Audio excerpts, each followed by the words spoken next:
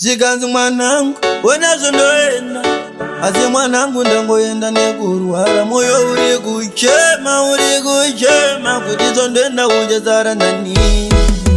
Hapana pavaikwanisa kutaura neni, zvese vaingotungamidza.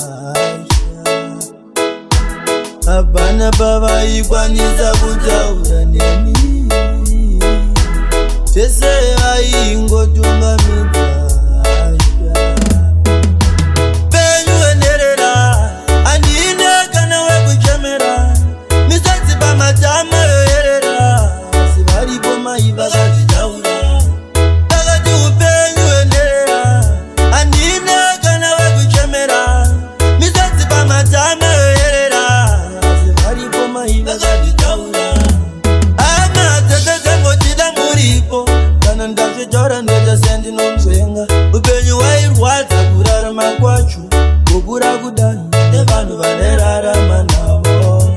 Mama kubva pamukatisiya nevanhu vese vamakasiya, kune vakati vanda kugara nesu parufu vachida kunzi vanga vane mwoyo munyoro. Hapana pavaikwanisa kutaura neni, zvese vaingotungamidza. Hapana pavaikwanisa kutaura neni, zvese vaingotungamidza.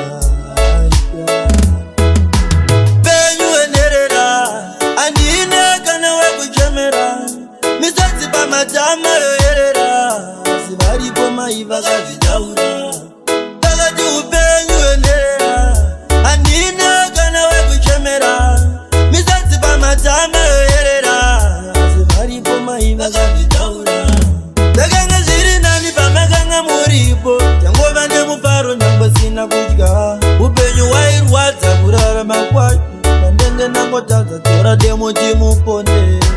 Hapana ane rudo rwakangopanana nerwamaitipa, kuchengetwa kwacho zvakatosiyana nezvamaitita. Hapana pavaikwanisa kutaura neni, zvese vaingotungamidza. Hapana pavaikwanisa kutaura neni, zvese vaingotungamidza.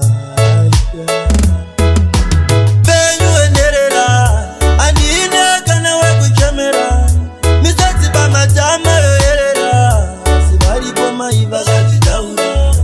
Vakati upenyu enderera, andine kana wekuchemera, misatsi pamatama yoyerera, asi varipo mai vakazvitaura.